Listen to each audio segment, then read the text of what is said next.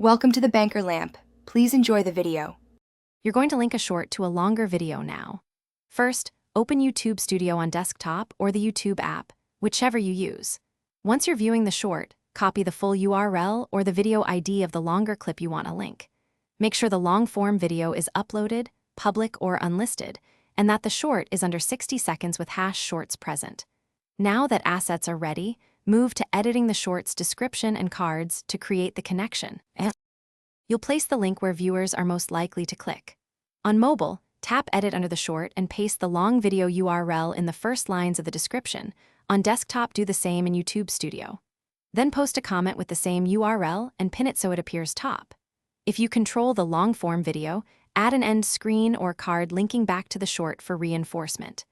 Make sure calls to action are clear, watch full video, and concise. Finish by saving edits and verifying behavior across desktop and mobile. Once done, open the short in an incognito window and on a phone to test both the description link and pinned comment. Mobile often hides long descriptions, so the pinned comment is your backup. If the link doesn't work, make sure the target video isn't private or blocked, confirm the video ID is exact, and remove any restricted content flags. If problems persist,